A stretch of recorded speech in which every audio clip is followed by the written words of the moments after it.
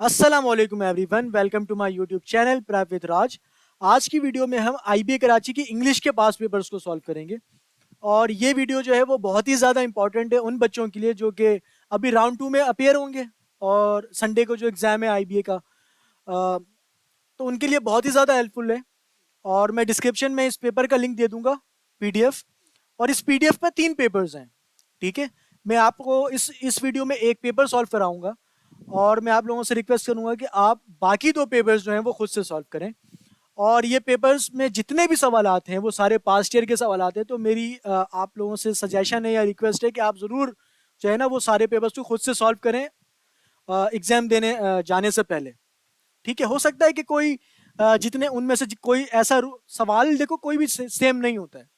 ठीक है, अब बच्चे कहते हैं कि सर मैं पास्ट ईयर करके गया था लेकिन वो सवाल आया ही नहीं।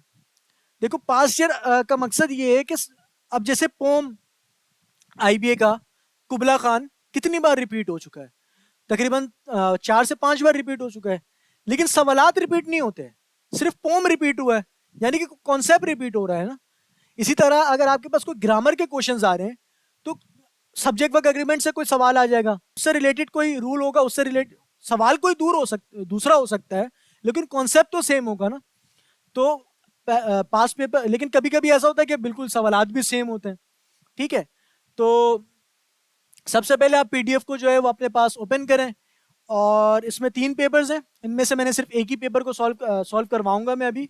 तो आप क्या करेंगे, बाकी 2 पेपर्स खुद से सॉल्व करेंगे, तीसरा पेपर जो मैं सॉल्व करवाऊंगा वो भी खुद से सॉल्व करेंगे। फिर जब आपसे नहीं होता है तो फिर आप जो है वो सॉल्यूशंस आके देख सकते हैं। चलो बिना वक्त जाए कि अब शुरू करते हैं। ओके, क्वेश्चन नंबर 1 करते हैं। इस पेपर में 51 से नंबरिंग है तो 51 से कर लेते हैं। पहला क्वेश्चन है कि Alina bought 3 new pairs of shoes even though she had put herself on a tight budget just last week. जब आप इस जुमले को पढ़ोगे ना कि Alina bought 3 new pairs of shoes यहाँ तक, तो आपको दिखेगा कि यार यहाँ तक तो जुमला कंप्लीट है, यहाँ से यहाँ तक कि Alina bought 3 new pairs of shoes, meaning भी पूरा दे रहा है और जुमला भी कंप्लीट है। फिर आप जब यहाँ से पढ़ते हो कि even though she had put herself on a tight budget just last week, तो जब आप इवन दो ही पढ़ लेते हो ना तो आपको यहाँ से लगने लगता है कि यार ये जो क्लॉज है ये थोड़ा सा डिपेंडेंट क्लॉज है, ये कंप्लीट सेंस नहीं दे रहा है। ठीक है, लेकिन ये कंप्लीट सेंस दे रहा है, ये इंडिपेंडेंट क्लॉज है पीछे वाला, और ये यहाँ से लेकर यहाँ तक जो है ये डिपेंडेंट क्लॉज है। तो मैंने ऑड एंड एंड वाले वीडियो में बताया था कि जब आप डिपेंडेंट सेंटेंस को और इंडिपेंडेंट सेंटेंस को जोड़ते हो तो उसको कॉमा से जोड़ते हो। ठीक है, लेकिन मैंने ये भी बताया था कि यार जो आपका डिपेंडेंट सेंटेंस है ना वो शुरू में भी आ सकता है, वो आखिर में भी आ सकता है। इस सवाल में जो है आपका डिपेंडेंट क्लॉज जो है वो आखिर में आया हुआ है। तो रूल ये था कि अगर आपका डिपेंडेंट क्लॉज पहले आ जाए और फिर इंडिपेंडेंट क्लॉज आए तो आप क्या लगाओगे, कॉमा से उसको जोड़ोगे। लेकिन इस कंडीशन में क्या है, इस कंडीशन में पहले इंडिपेंडेंट है, ठीक है, उसके बाद डिपेंडेंट है, तो आप क्या करोगे, इसको फुल स्टॉप से जोड़ोगे। ओके हो गया। तो ये ऑप्शन देख लेते कौन सा है। ऑप्शन सी में इवन दो शी हैज, ठीक है, कॉमा लगा हुआ है शूज के बाद, तो ऑप्शन सी इसका आंसर हो जाएगा। नेक्स्ट क्वेश्चन पे चलते हैं।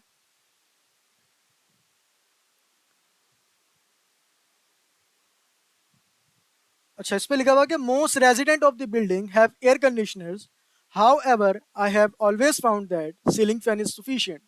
तो जब आप यहाँ से लेकर यहाँ तक पढ़ते हो ना कि most resident of the building have air conditioners, तो यहाँ तक तो जुमला कंप्लीट है, कंप्लीट सेंस दे रहा है। तो ये जो पूरा क्लॉज है ना ये इंडिपेंडेंट क्लॉज है, इतनी तो बात समझ में आ गई। फिर जब मैं यहाँ से पढ़ता हूँ कि I have always found that a ceiling fan is sufficient, तो ये भी एक पूरा कंप्लीट सेंस दे रहा है, कंप्लीट थाउट दे रहा है, यानी कि ये क्लॉज भी जो है वो एक इंडिपेंडेंट क्लॉज है।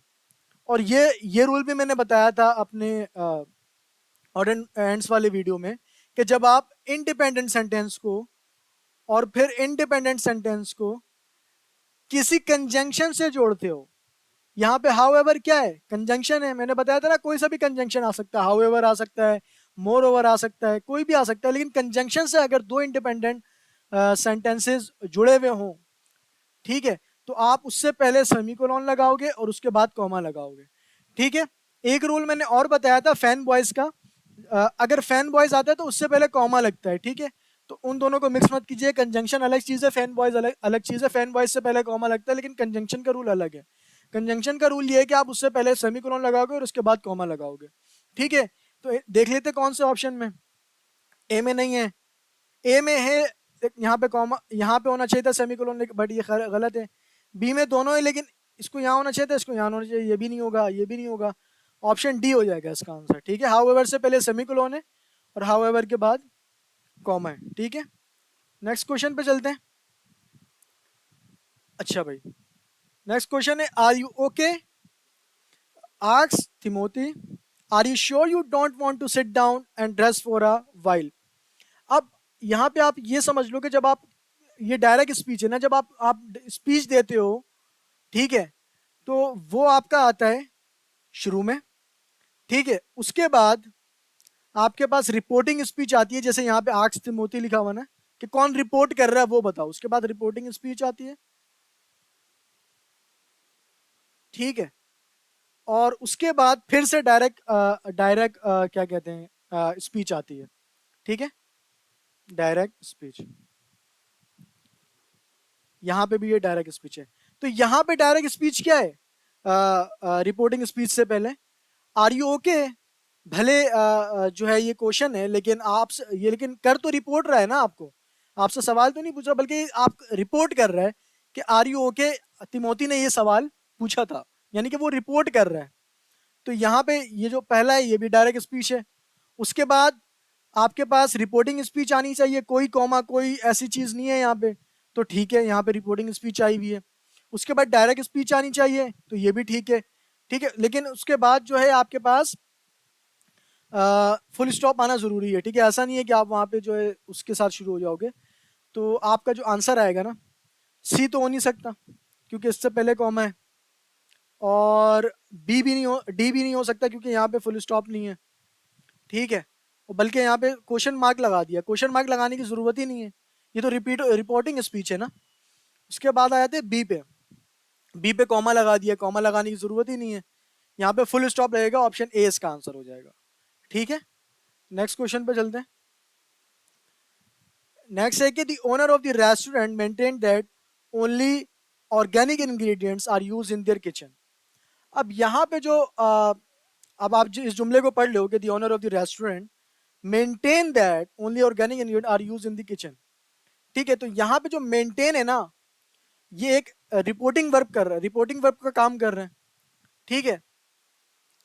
तो यहाँ पे जो है आप तो इसके दरमियान जो है वो आपके पास ना ही कॉमा आता है, मतलब कि कोई रूल नहीं आता है, ठीक है, क्योंकि आप रिपोर्ट कर रहे हो ना कि the owner of the restaurant maintain that only organic ingredient use in their kitchen. तो आप इस बात को रिपोर्ट कर रहे हो, तो एज अ रिपोर्टिंग वर्ब आ रहा है। तो जब एज अ रिपोर्टिंग वर्ब आ जाए और उसके साथ दैट आ जाए, ठीक है, रिपोर्टिंग वर्ब और उसके साथ दैट आ जाए, तो उसके बीच कुछ भी इस्तेमाल नहीं होता, ना ही कॉमा इस्तेमाल होगा, जैसे यहाँ पे सेमीकोलन, कोई भी जो है ना मार्क इस्तेमाल नहीं होता, सिंपल आपका रिपोर्टिंग वर्ब होता है और उसके साथ दैट होता है, ठीक है। तो ये बस आप ये समझ लो कि जब भी आपके पास रिपोर्टिंग वर्ब आ जाए और उसके साथ दैट आ जाए, तो हम वहाँ पे कोई भी मार्क्स को इस्तेमाल नहीं करते हैं, ठीक है। तो ऑप्शन ए ही इसका आंसर हो जाएगा, मेंटेन दैट ओनली। आगे चलते हैं। नेक्स्ट क्वेश्चन है मेरे पास कि before the student could be hired by the company, the student advisor had to provide a letter of recommendation. अब मैंने सेम बात ऊपर बताई थी कि जब भी आपके सेंटेंस में डिपेंडेंट क्लॉज और इंडिपेंडेंट क्लॉज आ जाए ना, तो मैंने दो चीजें बताई थी, अगर आपका डिपेंडेंट क्लॉज शुरू में आ जाए तो कॉमा लगेगा, और अगर आखिर में आ जाए तो वहां पे फुल स्टॉप लगेगा। तो यहाँ पे देखो डिपेंडेंट क्लॉज शुरू में आया हुआ है, यहां से लेकर यहां तक, कि भाई before the student could be hired by the company, फिर द स्टूडेंट एडवाइजर, यहां से यहां तक कंप्लीट डाउट नहीं दे रहे हैं ना, यानी कि डिपेंडेंट क्लॉज है ये। लेकिन जब आप यहाँ से यहाँ तक पढ़ते हो, the students advisor had to provide a letter of recommendation, तो ये एक प्रॉपर जो है क्या कहते हैं, इंडिपेंडेंट क्लॉज है, ठीक है। मैंने रूल बता दिया था कॉमा से जुड़ेगा, तो देख लेते कॉमा है या नहीं है। ऑप्शन ए में नहीं है, तो ऑप्शन ए कट जाएगा। ऑप्शन डी में भी कॉमा नहीं है, तो ऑप्शन डी भी कट जाएगा। बचा बी और सी। अब बी और सी में क्या करेंगे, एक में लिखा हुआ दी स्टूडेंट्स और एक में लिखा हुआ दी स्टूडेंट्स, यानी कि ऐसे एक सिंगुलर आ रहा है एक प्लूरल आ रहा है। देख लेते हैं। अब ये जो स्टूडेंट एडवाइजर है ना, अब ये एडवाइजर किसका है? एक स्टूडेंट का है, दो स्टूडेंट का, किसका है? तो जब मैंने ये वाला सेंटेंस पढ़ा ना यहाँ पे, बिफोर दी स्टूडेंट, तो मैंने देखा यहाँ पे तो सिंगुलर स्टूडेंट की बात हो रही है, तो जो मेरा ऑप्शन होगा वो सी नहीं होगा बल्कि बी हो जाएगा। तो जब यहाँ पे सिंगुलर स्टूडेंट को एडवाइजर है, तो आपका जो अगला जो आएगा ना, यहाँ पे भी जो है आपका स्टूडेंट आएगा, सिंगुलर आएगा, सिंगुलर पोजीशन आएगा, ना कि प्लूरल आएगा। ठीक है, तो ऑप्शन बी इसका आंसर हो जाएगा। नेक्स्ट क्वेश्चन पे चलते हैं। अच्छा भाई, इसके बाद है कि the employees asks weather the company would be offering tuition reimbursement within the next year. अब यहाँ पे जो है ना, वैसे तो आप पढ़ोगे तो यार आप कहोगे सर यहाँ तो क्वेश्चन पूछा जा रहा है, नहीं, क्वेश्चन को रिपोर्ट किया जा रहा है। ठीक है, कि the employees asked whether the company, यानी कि एम्प्लॉय ने आस्क किया है कि भाई company would be offering tuition reimbursement within the next year. Employee ने डायरेक्ट नहीं पूछा है, सवाल नहीं, बल्कि एम्प्लॉय की बात को रिपोर्ट किया जा रहा है कि एम्प्लॉय ने आस्क किया है। तो जब तो आप ना, तो ये ऑप्शन ए तो कट ही जाएगा, कोई एक्सक्लेमेशन मार्क्स तो यूज नहीं होगा ना यहाँ पे। फिर जो है आपके पास बी और सी देखते हैं, क्योंकि उसमें फुल स्टॉप है। डी भी कट जाएगा, क्वेश्चन मार्क नहीं आएगा। ठीक है, क्योंकि आपसे डायरेक्ट क्वेश्चन तो नहीं पूछ रहा है आपसे। ठीक है, ये इस तरह के क्वेश्चंस को हम कहते हैं रिपोर्टेड क्वेश्चन। ठीक है, या तो रिपोर्टेड क्वेश्चन के सवालात कह रहे होते हैं, या इनडायरेक्ट क्वेश्चन के सवालात को कह रहे होते हैं, क्योंकि ये सवाल पूछा जा रहा है लेकिन इनडायरेक्ट पूछा जा रहा है। ठीक है, डायरेक्ट नहीं पूछा जा रहा है। तो आप यहाँ पे क्वेश्चन मार्क का इस्तेमाल नहीं करोगे, बल्कि फुल स्टॉप का इस्तेमाल करोगे, पीरियड का इस्तेमाल करोगे। ठीक है, ऑप्शन बी भी कट जाएगा, क्योंकि यहाँ पे इसने कॉमा इस्तेमाल कर दिया है। कॉमा इस्तेमाल नहीं करना है, क्योंकि ब्रेक हो जाएगा ना, अगर आप कॉमा इस्तेमाल कर दोगे जुमला ही ब्रेक हो जाएगा। तो ऑप्शन सी इसका आंसर हो जाएगा। ठीक है, नेक्स्ट क्वेश्चन पे चलते हैं। अच्छा भाई, नेक्स्ट क्वेश्चन है मेरे पास कि this is the new restaurant you have been talking about is not it. अब इस तरह के सवालात को हम कह रहे होते हैं क्या तो नाम था, टैग क्वेश्चंस। हाँ, इस तरह के क्वेश्चंस को हम कह रहे होते हैं भाई टैग क्वेश्चंस हैं। तो इसका एक प्रॉपर फॉर्मेट है, वो समझ लो। जब भी एग्जांपल के देता हूं मैं, लेट्स सपोज कि एक एक जुमला है कि यू आर कमिंग। ठीक है, यू आर कमिंग, ये एक जुमला आ गया, और उसके बाद कॉमा लगा के आप कहोगे कि भाई आर नॉट यू। तो अगर इस तरह के सवालात आ जाए ना आपके पास, इस तरह के सवालात को हम कहते हैं कि भाई ये टैग क्वेश्चंस हैं। ठीक है, तो इसके टैग क्वेश्चंस को करने का तरीका ये है कि सबसे पहले आप स्टेटमेंट लिखते हो, जो भी स्टेटमेंट है। ठीक है, उसके बाद आप कॉमा लगाते हो, उसके बाद फिर क्वेश्चन टैग आता है, और फिर आपका क्वेश्चन मार्क आता है। ठीक है, क्या बोला मैंने, सबसे पहले आपका स्टेटमेंट आ जाएगा, जो भी स्टेटमेंट है। ठीक है, उसके बाद आपका कॉमा आएगा। ठीक है, कॉमा लगाओगे आप। कॉमा लगाने के बाद आप जो आपका क्वेश्चन टैग है ना, जैसे यहाँ पे इज नॉट इट है, तो यहाँ पे क्वेश्चन टैग लगाओगे, क्वेश्चन टैग होगा, और उसके बाद आपका क्वेश्चन मार्क का साइन होगा। ठीक है, ये फॉर्मेट जो है अपने पास लिख लो, या स्ट्रक्चर लिख लो, जो भी। उसके बाद अब सवाल पे वापस आ जाते हैं। तो मैंने बोला कि भाई आपका सबसे पहले स्टेटमेंट आएगा, तो मैंने बोला ठीक है, स्टेटमेंट आ गया यहाँ से यहाँ तक, this is the new restaurant I have been talking about. उसके बाद मैंने बोला आपके पास कॉमा आएगा, मैंने बोला ठीक है, कॉमा आएगा। उसके बाद मैंने बोला आपके पास जो है टैग क्वेश्चन आएगा, मैंने बोला ठीक है, is not it, tag question आ गया। उसके बाद मैंने बोला आपका क्वेश्चन मार्क आएगा, तो यानी कि सवाल सही है। अब ऑप्शन देख लेते हो, ऑप्शन कौन सा करेक्ट है। ठीक है, पहले ऑप्शन में जो है अबाउट के बाद कॉमा ही नहीं लगा हुआ है, तो ऑप्शन ए कट जाएगा। अबाउट के बाद सेमीकोलन लगा दिया बी में, ये भी कट जाएगा। अब यहाँ पे देखो सी में अबाउट के बाद कॉमा लगा हुआ बिल्कुल, लेकिन टैग क्वेश्चन के बाद उसने फुल स्टॉप लगा दिया, हालांकि क्वेश्चन मार्क आना चाहिए, तो ऑप्शन सी भी कट गया। ऑप्शन डी इसका करेक्ट आंसर होगा कि भाई अबाउट के बाद कॉमा आ गया, टैग क्वेश्चन के बाद जो है आपका क्वेश्चन मार्क आ गया। ठीक है, नेक्स्ट क्वेश्चन पे चलते हैं। नेक्स्ट जो है हमारे पास लिखा हुआ है turnips a root vegetable can be mashed, roasted और यूज इन दी कैसरोल्स। ठीक है, जो भी प्रोनाउंस करो आप, बट अगर आप यहाँ पे देखो कि ये जो टर्निप्स है ना, उसके उसके बारे में बता रहा है कि टर्निप क्या है, एक वेजिटेबल, एक रूट वेजिटेबल है। यानी टर्निप को क्या कर रहा है, मॉडिफाई कर रहा है, मजीद उसको एक्सप्लेन कर रहा है। ठीक है, तो ये जो अ रूट वेजिटेबल है ना, इस जुमले में एज अ मॉडिफायर आया हुआ है। ठीक है, किसको मॉडिफाई कर रहा है, टर्निप्स को कर रहा है। तो जब एज अ मॉडिफायर आता है, तो मैंने वो मॉडिफायर वाले वीडियो में बताया था कि जब भी आपके सेंटेंस में मॉडिफायर आए, तो उसको आप दो कॉमा के अंदर रखते हो। ठीक है, तो ऑप्शन में देख लेते कौन सा है। ऑप्शन ए में ही है कि भाई ये दो दो कॉमे के अंदर है, यानी कि टर्निप्स क्या है, और रूट वेजिटेबल, एक रूट वेजिटेबल है। ठीक है, ये नहीं होगा, सी भी नहीं होगा, डैश लगा हुआ सी में। अच्छा, डी भी हो सकता है क्योंकि सी और डी देखो सेम है ना, सेम ऑप्शन है। टर्निप्स और रूट वेजिटेबल और टर्निप्स और मेरे ख्याल इसमें कोई मिस्टेक होगी, बट ए और डी दोनों हो सकता है क्योंकि सेम सेम चीजें लिखी हुई है। ओके, सी और डी का डी आएगा। आगे चलते हैं 59 से 66 तक। अच्छा, यहाँ पे लिखा हुआ है कि भाई for question 59 to 66 please complete sentence by the selecting the most logical word. अब आपको ऑप्शन में डाल के देखना है कि भाई कौन सा सही है। ठीक है, तो पढ़ते हैं। सबसे पहले लिखा हुआ Amreen was not feeling well, dash she decided to stay home for from work. तो ऑप्शन ए में आपके पास देयरफॉर है, मीनवाइल है, हाउएवर और एनीवे। तो अगर मैं देयरफॉर लगता हूँ, ठीक है, तो देयरफॉर का मतलब क्या होता है? देयरफॉर हम इसलिए के लिए उर्दू में अगर मैं बताऊं तो हम कहते हैं ना कि यार इसलिए हम ये कर रहे हैं, इसलिए वो कर रहे हैं। तो यहाँ पे जो इसलिए है ना, इंग्लिश में हम देयरफॉर कह रहे होते हैं उसको। तो अगर यहाँ पे लिखा हुआ है कि अमरी was not feeling well, Amreen जो है वो वेल फील नहीं कर रही थी, फिर मैं क्या लगाऊंगा? इसलिए she decided to stay home from work. तो इसलिए जो है वो ये डिसाइड करती है कि वो काम कहाँ से करेगी, घर से करेगी। तो इसका ऑप्शन क्या होगा? ऑप्शन ए होगा। मीनवाइल नहीं होगा, मीनवाइल का मतलब होता है उसी दौरान। उसने उसी दौरान, तो आप अजीब सी बात है, आप कह दो कि भाई वो फील नहीं थी तो उसी दौरान उसने, ये भी हो सकता है, लेकिन आप ये प्रॉपर तरीका नहीं है बताने का। ठीक है, उसी दौरान शी डिसाइडेड टू नहीं, अब आप पीछे काउज है, उसका आगे रीजन है ना, तो इस वजह से जो है मैं यहाँ पे देयरफॉर का इस्तेमाल कर रहा हूँ। ठीक है, उसके बाद हाउएवर है। हाउएवर जो है का मतलब होता है लेकिन, तो लेकिन तो हम यहाँ नहीं इस्तेमाल कर सकते, उल्टा हो जाएगा।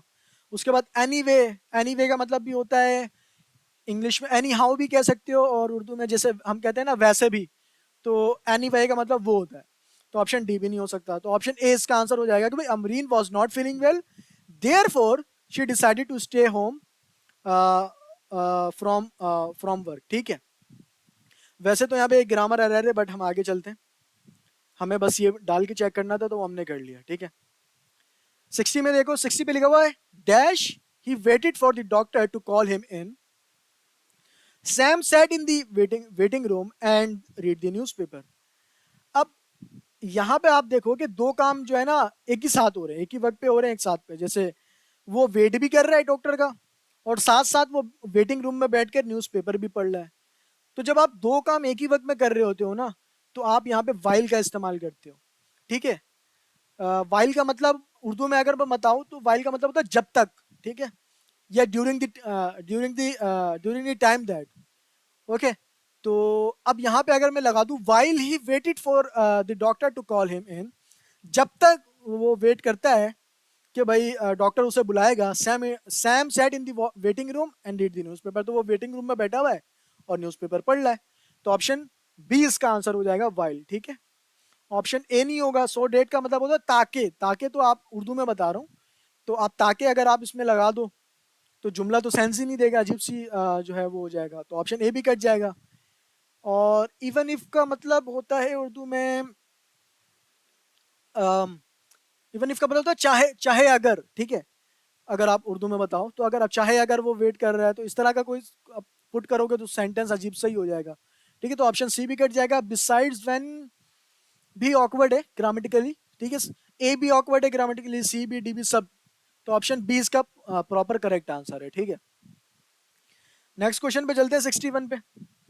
61 पे कह रहा है कि Suhail loves listening to qawwali. ठीक है, सुहेल जो है वो लव्स लिसनिंग टू कवाली, फिर डैश लगा हुआ, his comedian brother Imran will only listen to Bollywood film songs. ठीक है, तो अब यहाँ पे क्या इस्तेमाल करेंगे?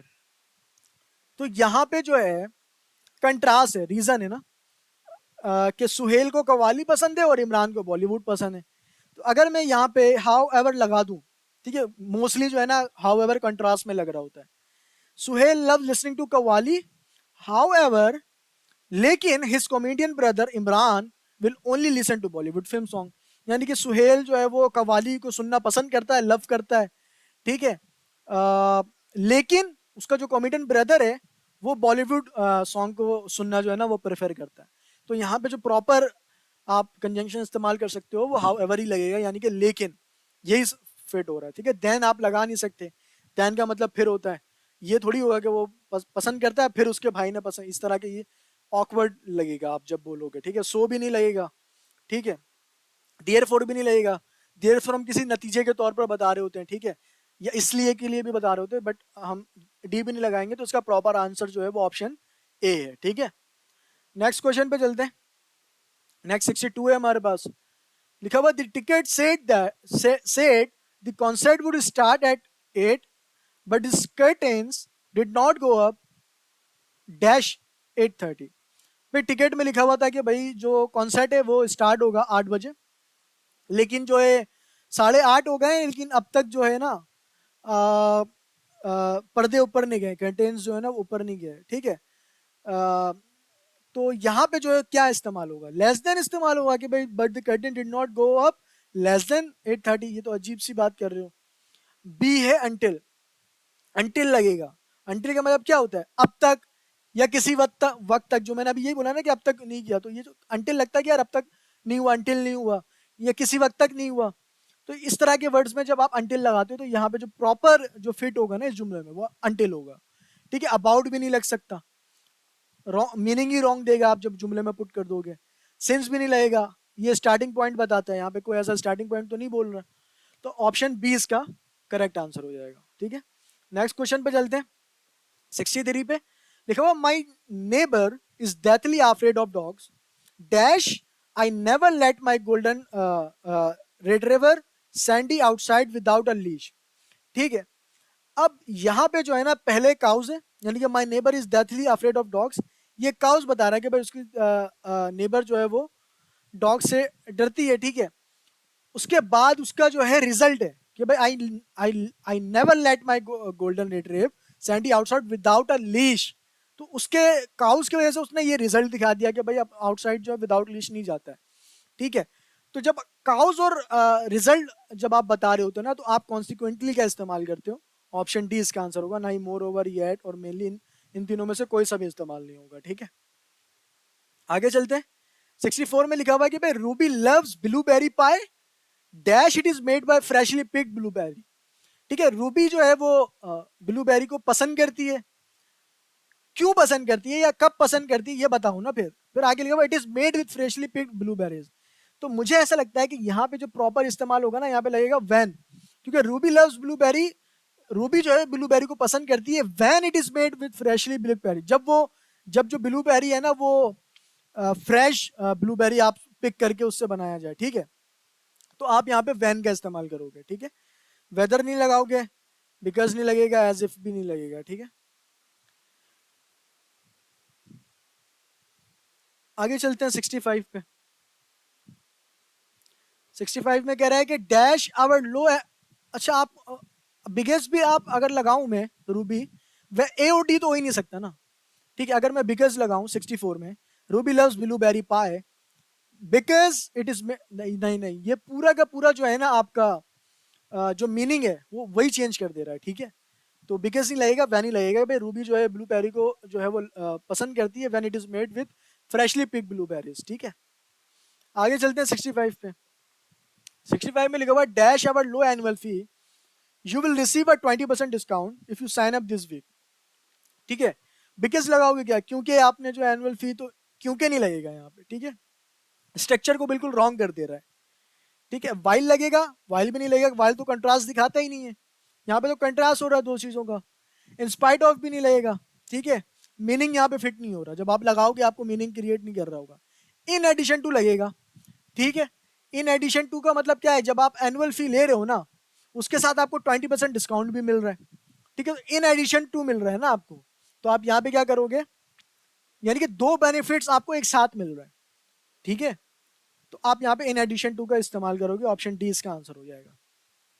आगे चलते हैं। उसके बाद है कि Alina's wedding outfit was designed as a sentimental way to make use of fabric taken dash dowry garments that belong to older couples in her family, ठीक है।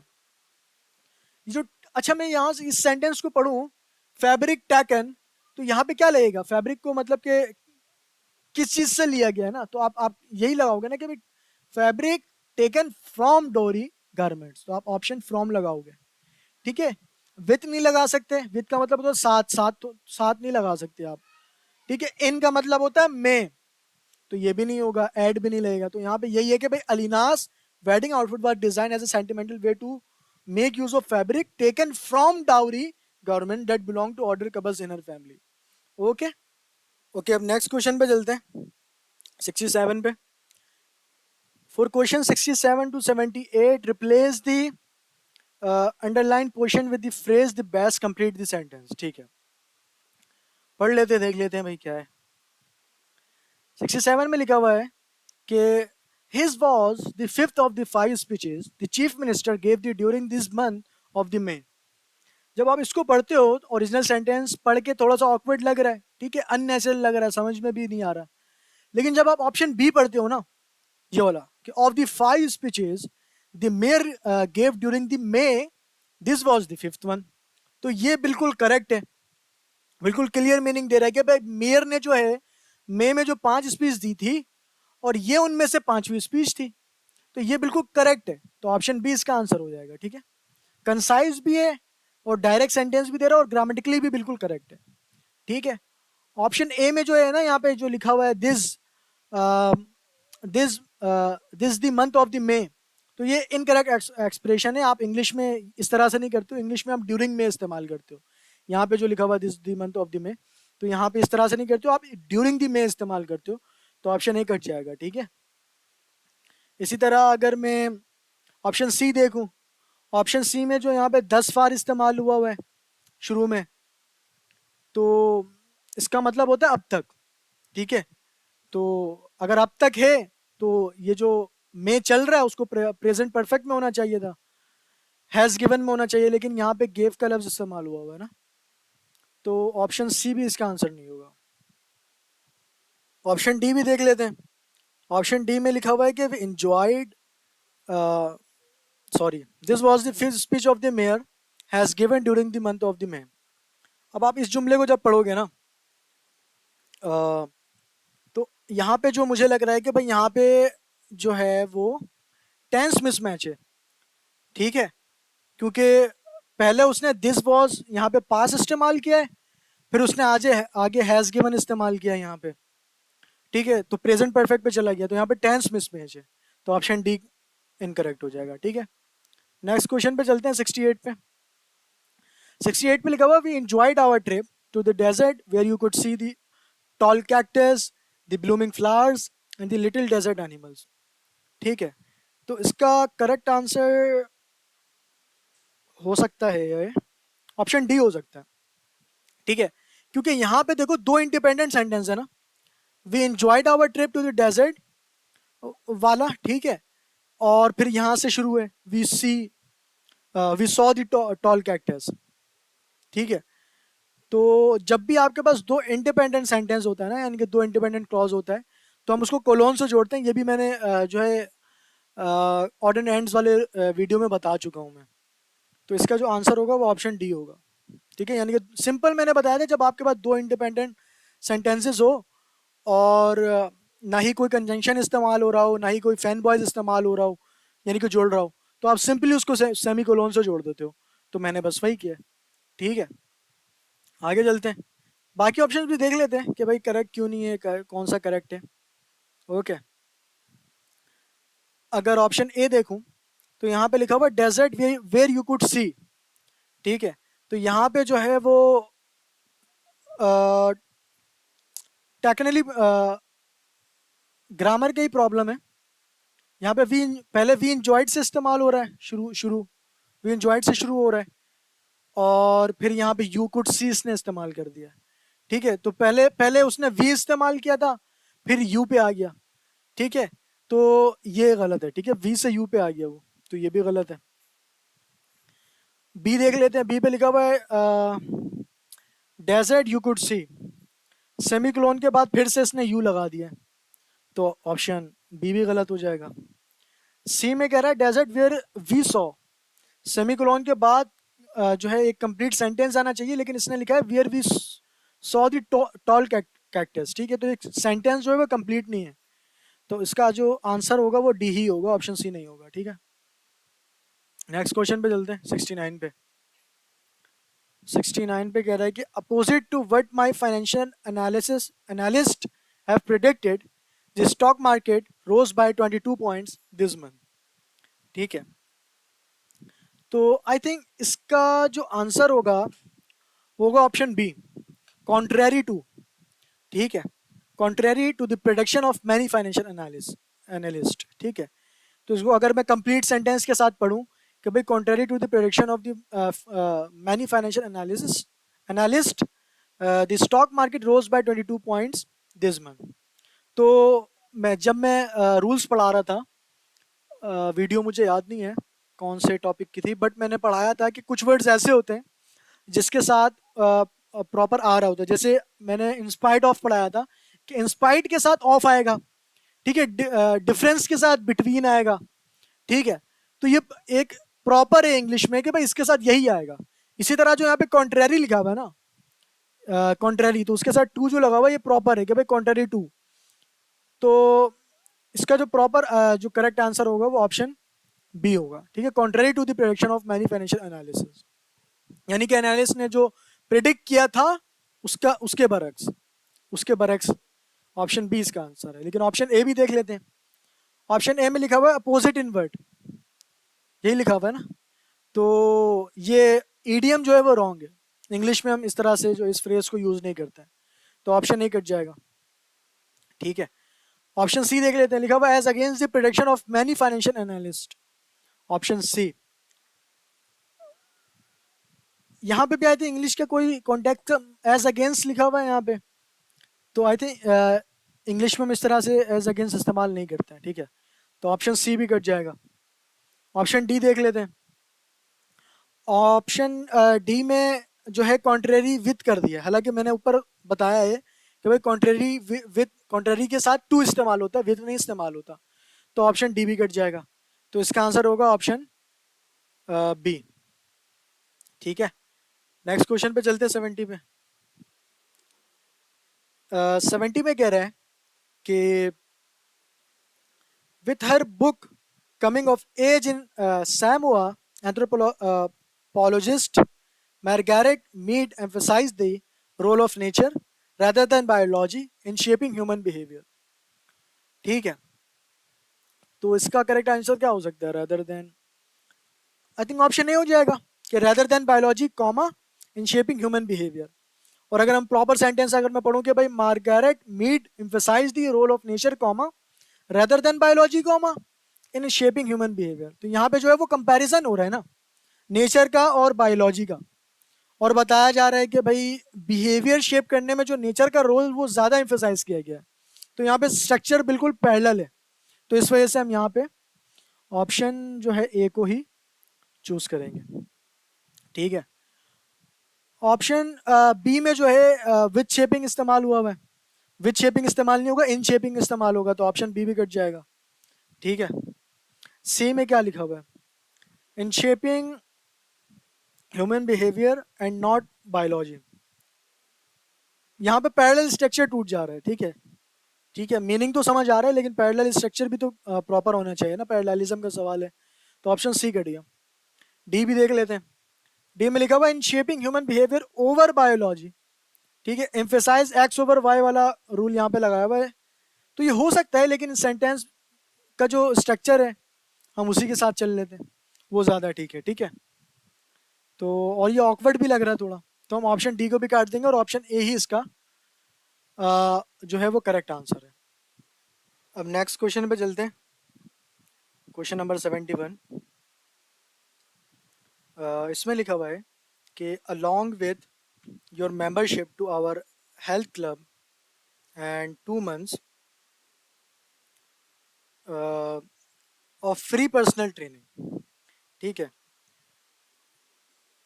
अब सबसे पहले तो ये सेंटेंस वो कंप्लीट ही नहीं है ना, जब आप इस सेंटेंस को पढ़ रहे हो कि along with your membership to our health club and 2 months of free personal training, ये सिर्फ एक फ्रेज है, इसमें वर्ब ही नहीं है, ठीक है। अब हम ऐसा ऑप्शन लेंगे कि भाई जो इस सेंटेंस को है वो कंप्लीट बना दे, ठीक है, अलोंग विथ। तो ऑप्शंस देख लेते हैं सारे चारों।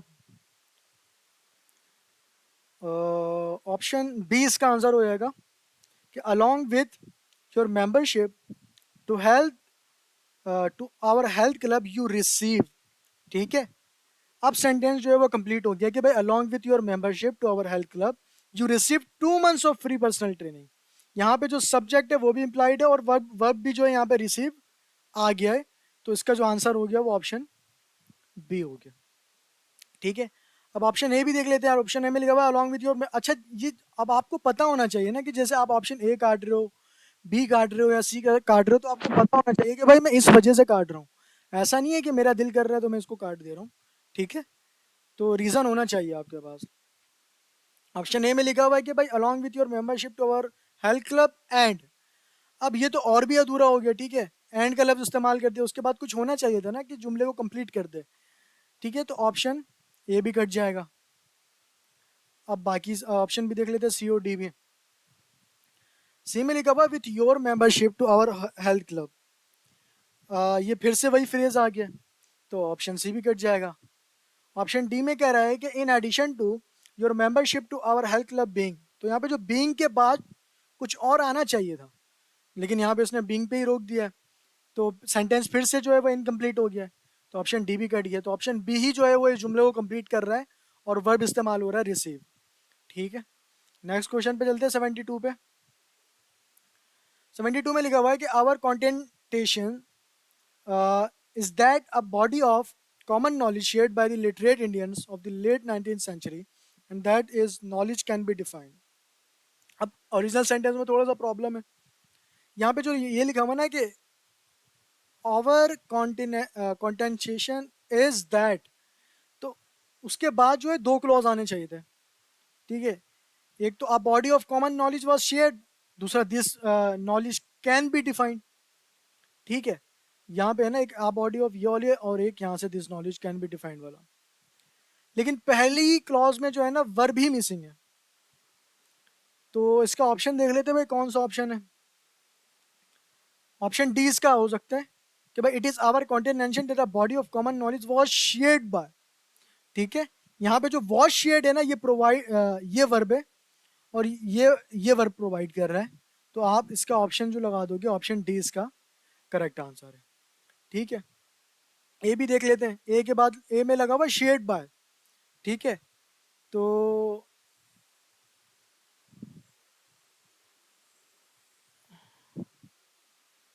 और contention is that a body of common knowledge,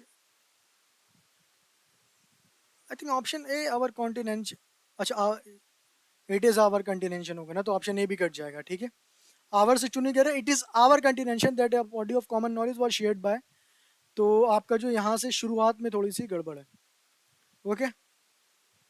B देख लेते हैं।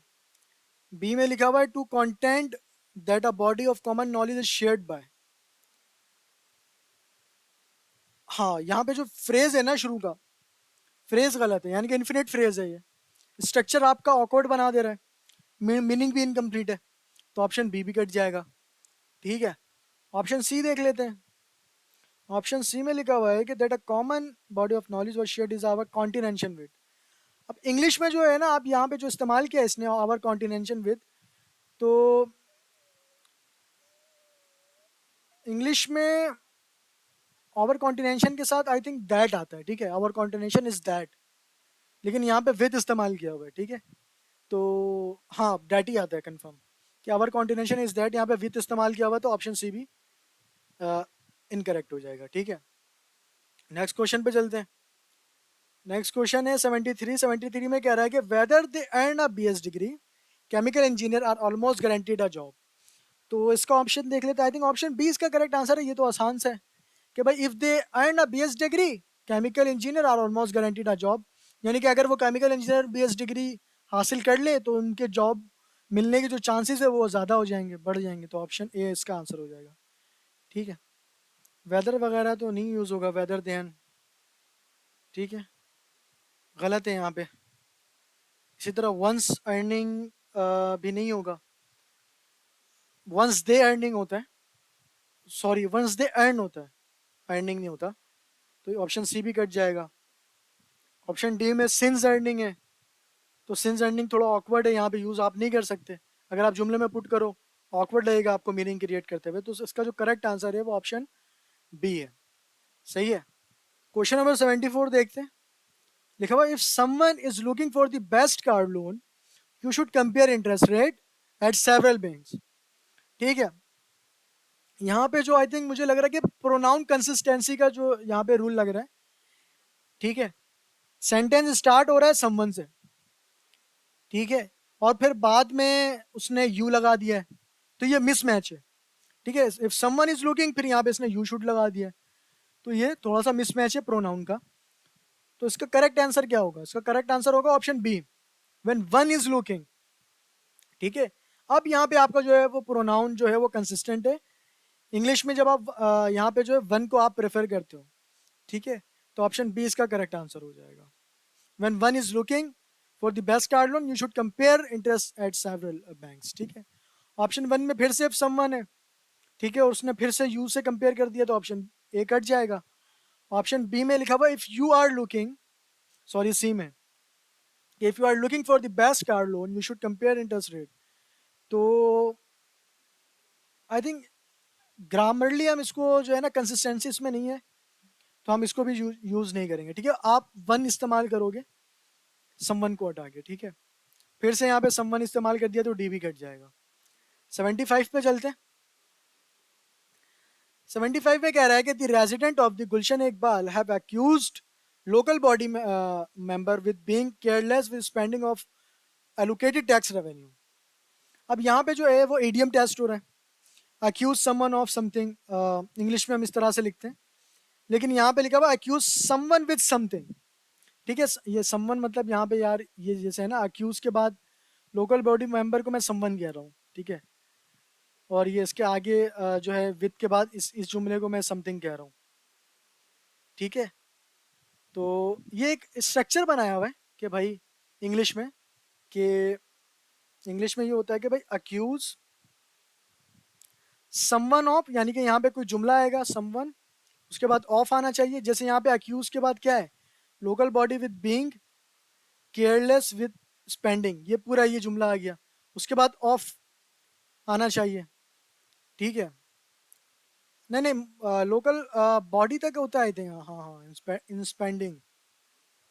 ठीक है। ठीक है। और उसके बाद फिर से जो है आपके पास ऑफ के बाद फिर से कोई जुमला आता है समथिंग, जैसे अलोकेटेड टैक्स रेवेन्यू है। ठीक है। तो इसी स्ट्रक्चर को फॉलो करेंगे और देखेंगे, अक्यूज वाला रूल है ये। ऑप्शंस को देखते हैं कौन सा ऑप्शन सही है। आई थिंक इसका ऑप्शन जो है वो सी सही है, कि of carelessness in the spending of. ठीक है। तो ये आप जब आप जुमला पढ़ोगे ना कि the resident of the Gulshan Iqbal have accuse, ठीक है, अक्यूज के बाद ये समथिंग आ गया कि भाई लोकल बॉडी विद बीइंग, उसके बाद जो है ना आपका ऑफ आना चाहिए, ये समथिंग है। ठीक है। यहाँ पे ऑफ आएगा,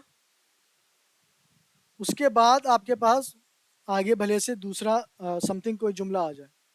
ठीक है। तो इसका ऑप्शन जो होगा वो सी होगा, accuse accuse of, accuse something of something, ये रूल है, बस ये समझ लो। ठीक है। ए में जो है आपके पास अक्यूज के साथ विथ लगा हुआ है यहाँ पे, तो ए कट जाएगा, अक्यूज के साथ ऑफ लगता है, विथ नहीं लगता है। ठीक है। बी में जो है अक्यूज एज टू इसने यूज किया हुआ है, ये भी यूज नहीं होता है, तो ऑप्शन बी भी कट जाएगा। ऑप्शन डी में विथ स्पेंडिंग केयरलेसली इस्तेमाल हुआ है, तो ग्रामर ही यहाँ पे इसने जो है ना तोड़ के रख दिया है, तो ऑप्शन डी भी कट जाएगा। तो इसका ऑप्शन करेक्ट ऑप्शन जो होगा वो ऑप्शन सी होगा। नेक्स्ट क्वेश्चन पे चलते हैं 76 पे। 76 में जो है ना, the friendship between Zeeshan and Kumar began with when he and his family move to Hyderabad. अब यहाँ पे जो है ना प्रोनाउन का सवाल है ये, और ये रूल भी मैं पढ़ाया हुआ, प्रोनाउन एम्बिगियस प्रोनाउन के नाम से पढ़ाया था मैंने, कि यहाँ पे मुझे समझ नहीं आ रहा है कि भाई ये जो ही और हिज है ना वो किसके लिए इस्तेमाल हुआ है, ये कामरान के लिए, कुमार के लिए इस्तेमाल हुआ है या जिशान के लिए इस्तेमाल हुआ है। ठीक है। एम्बिगियस प्रोनाउन है, तो इसका करेक्ट ऑप्शन क्या होगा? मैंने बताया था आप उसको हटा के किसी भी एक जो है उसका नाम जो है यूज कर लेते हो नाउन का, तो उसका जो करेक्ट आंसर होगा ना ऑप्शन डी होगा कि the friendship between the Zeeshan and Kumar begin when Kumar and his. तो यार कुमार और हिज, तो आपका ऑप्शन डी जो है वो करेक्ट है। अब समझ आ गया है कि भाई यहाँ पे जो है एम्बिग्विटी अब खत्म हो गई है, कि अब मुझे पता चल गया ना एक कुमार के लिए और फिर उसकी बात कर रहे हैं।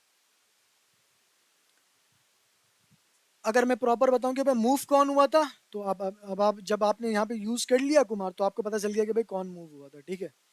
इस तरह अगर ऑप्शन ऑप्शन ए देखो, उसमें ही का लफ्ज इस्तेमाल हुआ है, फिर से वही सॉरी एम्बिग्यूटी है, तो कट जाएगा। बी में भी वही सीन है, ये भी कट जाएगा। सी में भी वही सीन है, कट जाएगा, ठीक है। तो ऑप्शन डी इसका करेक्ट आंसर है। 77 देखो, 77 में कह रहा है कि भाई when making a mutton korma only the freshest ingredient should be use. अब ये सेंटेंस जो है वो ग्रामेटिकली जो है वो थोड़ा सा मसला है इसमें। इसमें जो है मॉडिफायर इशू है। जब आप या ये कह रहे हो कि भाई when making a mutton korma, तो कौन बना रहा है ये भी तो बताना चाहिए ना आपको, तो सब्जेक्ट तो है ही नहीं। तो आप इसको करेक्ट करोगे ऑप्शन बी से। ऑप्शन बी में देखो लिखा हुआ है you should use only the freshest ingredients, ठीक है। तो यहाँ पे आप जब आप पूरा जुमला पढ़ोगे कि when making a mutton korma you should use only the freshest ingredient, यहाँ पे सब्जेक्ट आ गया। तो अब आपका ऑप्शन जो बी है वो करेक्ट आंसर है, ठीक है। इसी तरह अगर मैं बाकी यानी कि आपको पता चल गया ना कि जो कोरमा कोरमा बना रहा है वही इंग्रेडिएंट्स को यूज कर रहा है, ठीक है। ऑप्शन ए में पैसिव वॉइस यूज कर दिया इसने, तो ऑप्शन ए कट जाएगा।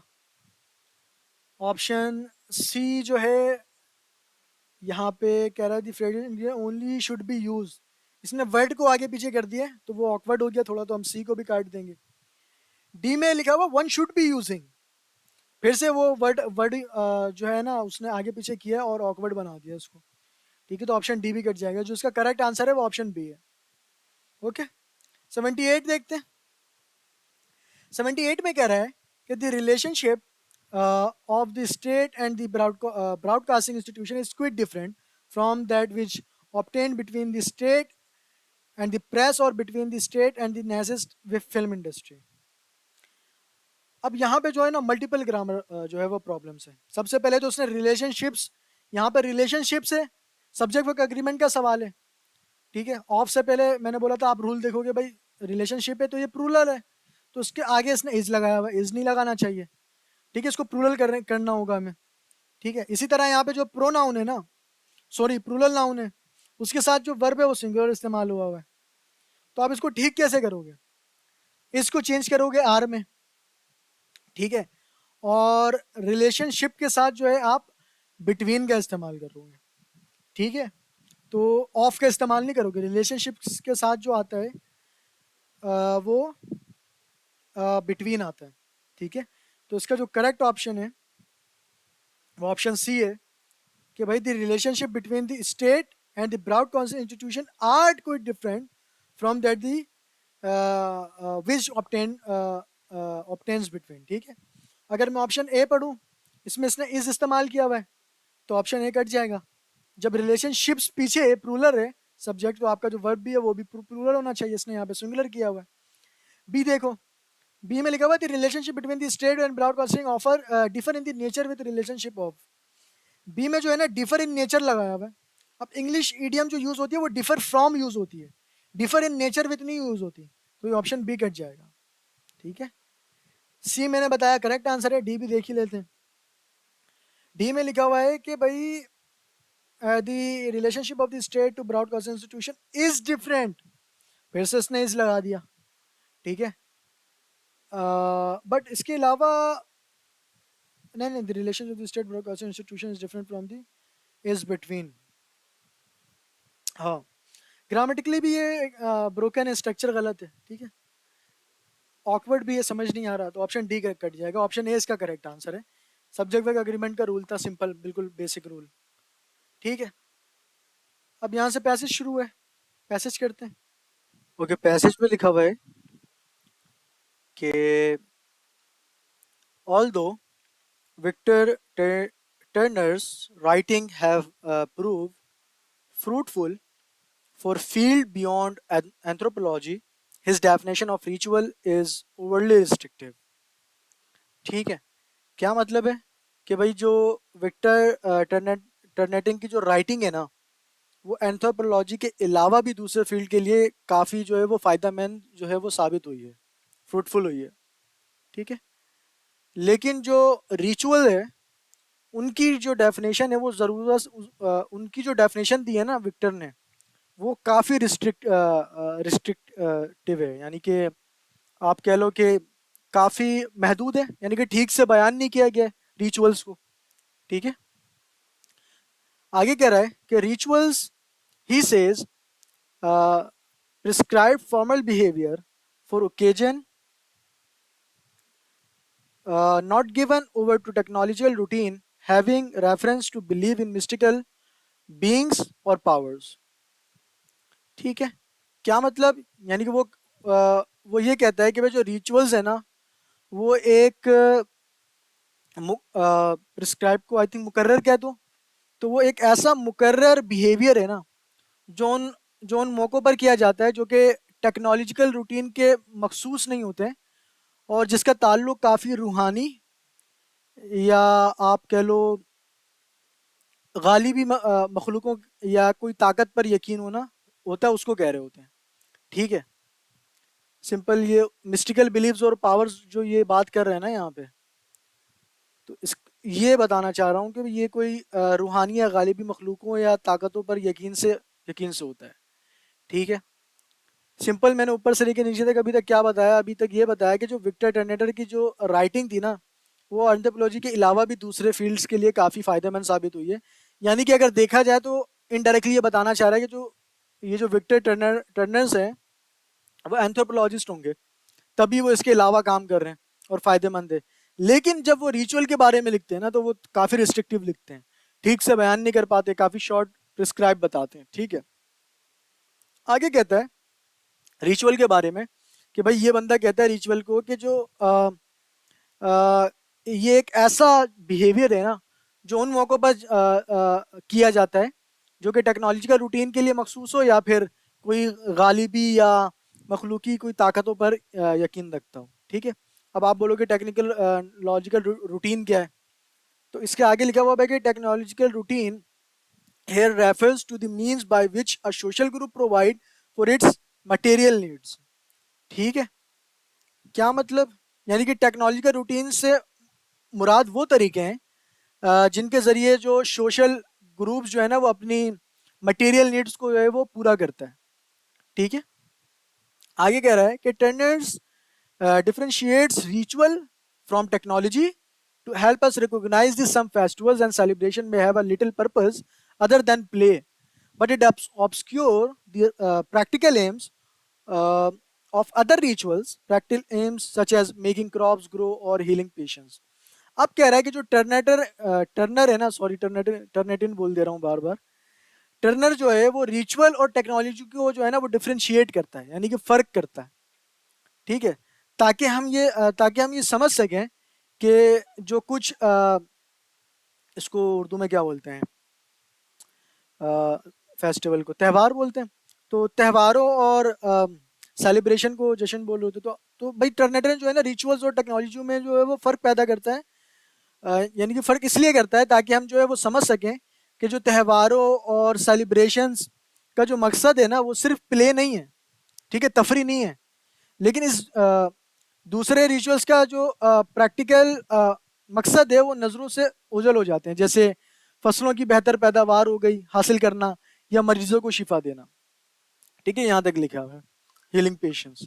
आगे कह रहा है कि further Turners definition implies a necessary relationship between the ritual and mystical beliefs, but not all rituals are religious।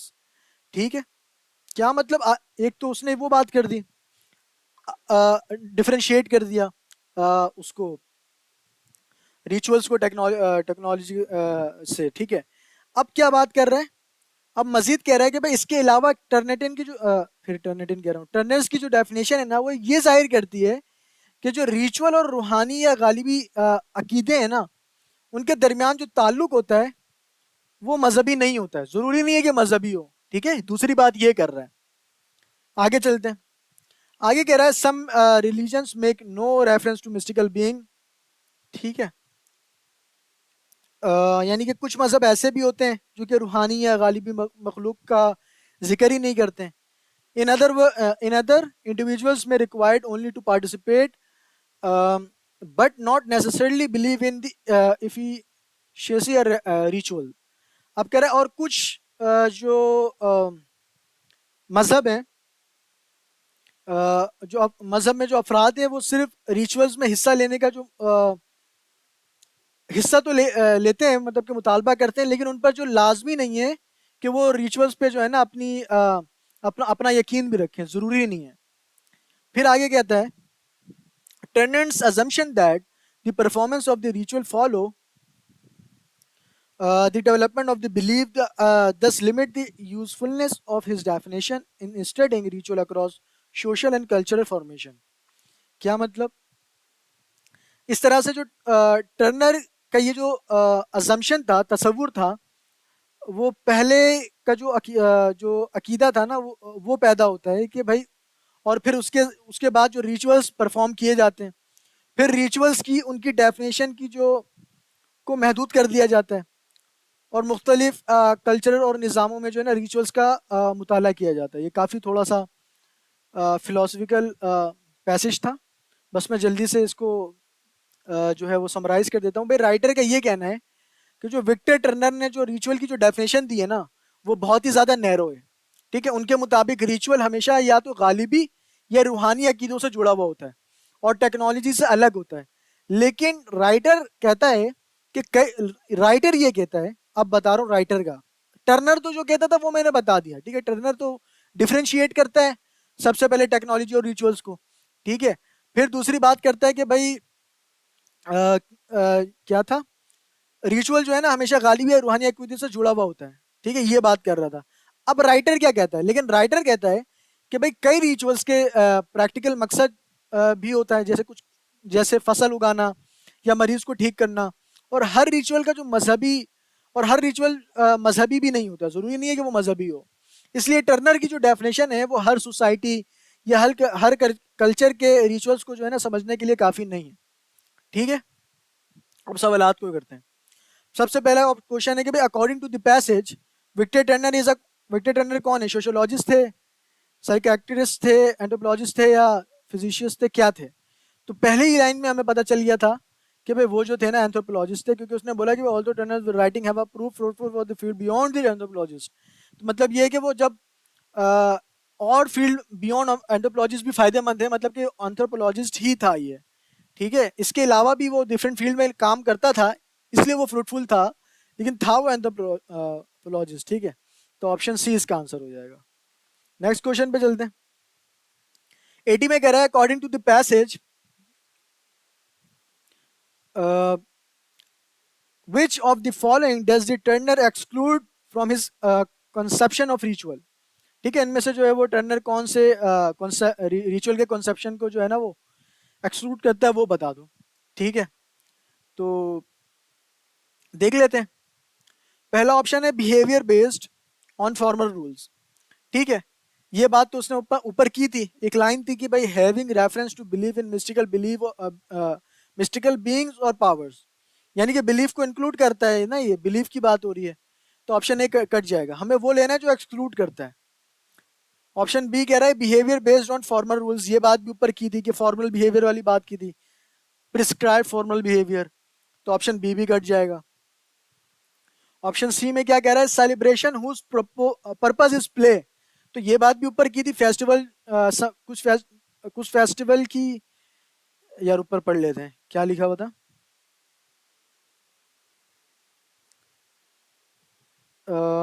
ये सम फेस्टिवल्स एंड सेलिब्रेशन में have little purpose other than play.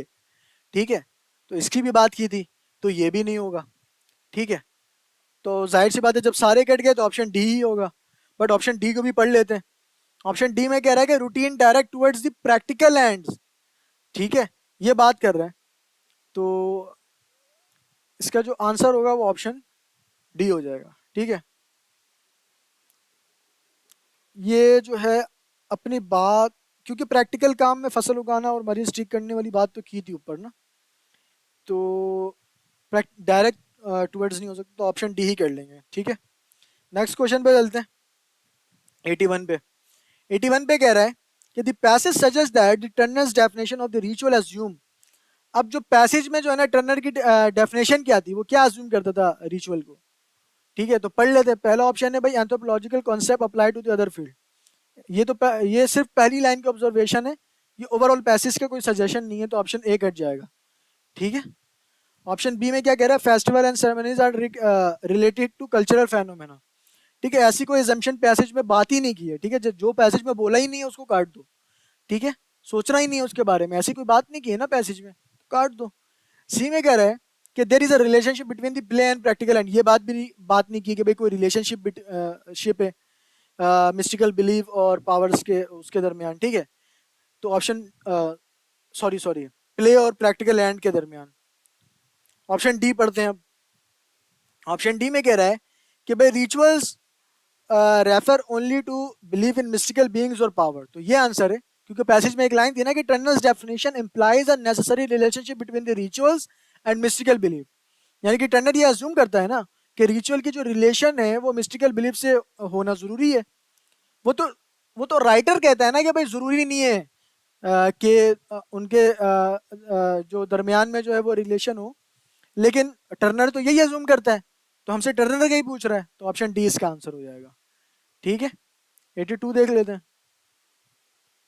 82 में कह रहा है कि reader of this passage infer that the author believe each of the following about ritual accept.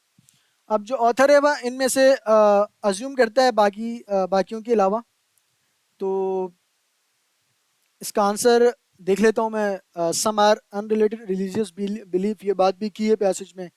Some are intended to serve practical purposes, ये भी बात की है।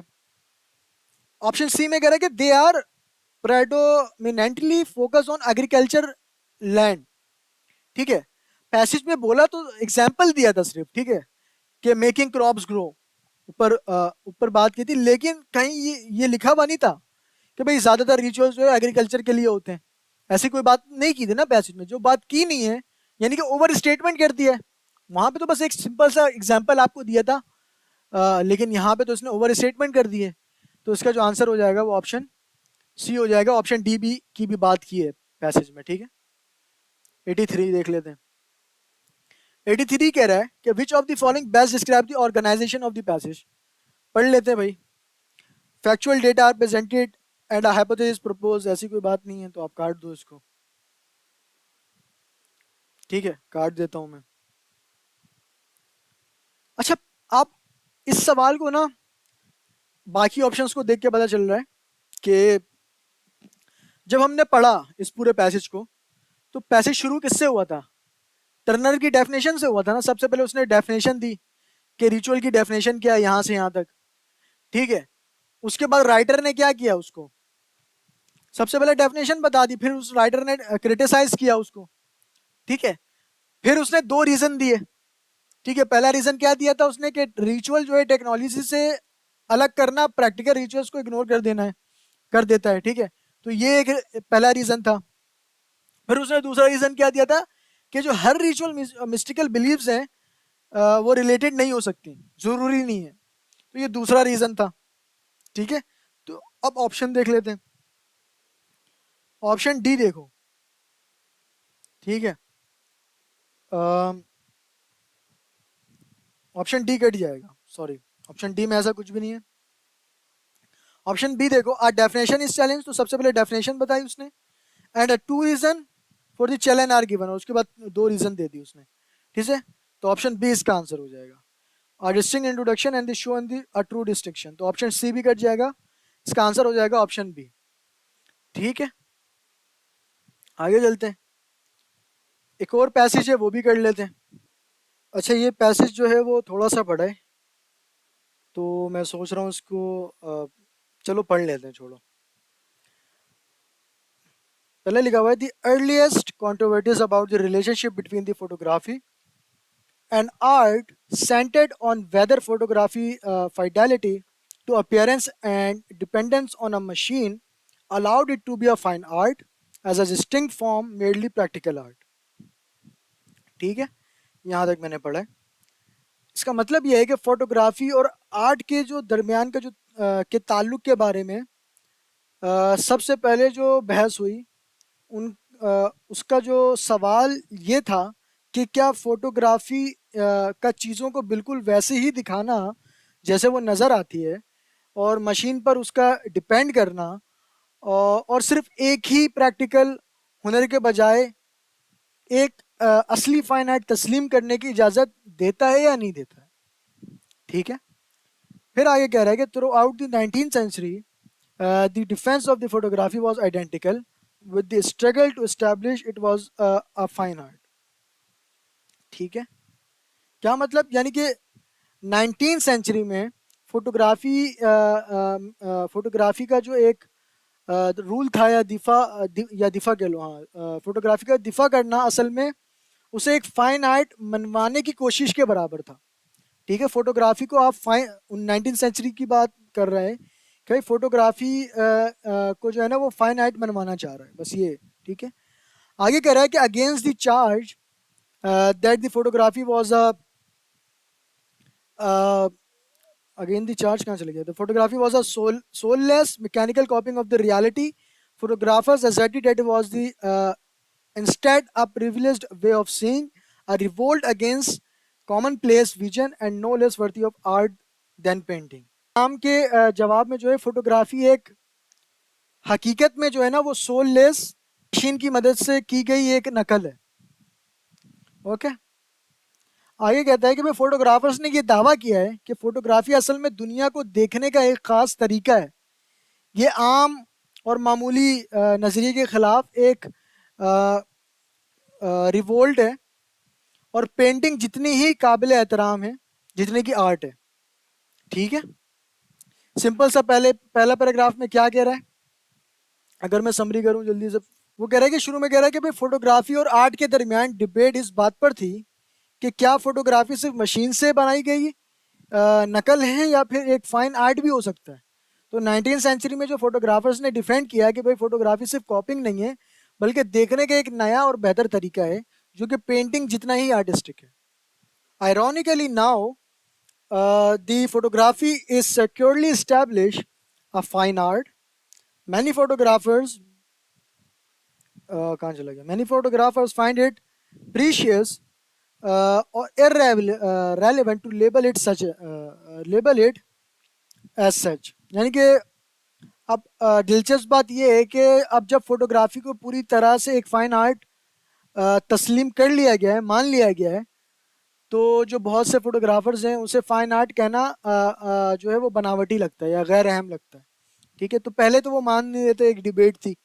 ठीक है, अब मान लिया तो जो फोटोग्राफर्स है वो उनको मानते नहीं है कि भाई मुझे ऐसा लगता है कि भाई उनको जो ऐसा लगता है वो ये है कि भाई फाइन आर्ट एक बनावटी या गैर अहम लगता है उनको।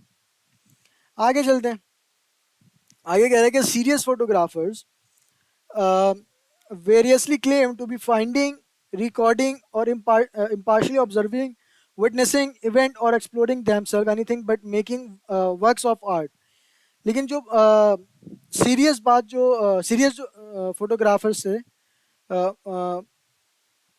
वो मुख्तलिफ तौर पर ये कहते हैं कि वो चीज़ों को ढूंढ रहे हैं। ठीक है, या रिकॉर्ड कर रहे हैं या देख रहे हैं।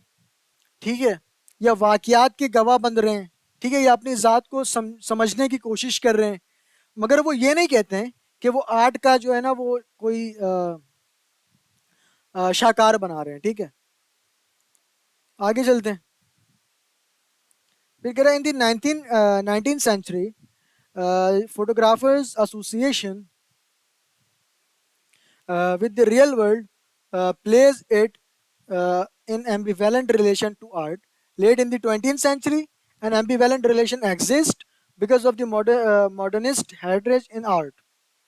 ठीक है, क्या बात कर रहे हैं यहाँ से यहाँ तक कि 19th सेंचुरी में जो फोटोग्राफी की जो रियल दुनिया से जो करीबी ताल्लुक था उसे आर्ट के साथ एक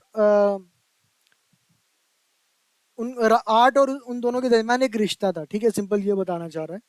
जबकि 20th सेंचुरी के आखिर में ये जो रिश्ता जो है ना, यानी कि उलझा हुआ जो रिश्ता है आर्ट में या मॉडर्निज्म की जो विरासत की वजह से वो अभी भी थोड़ी बहुत मौजूद है, ठीक है।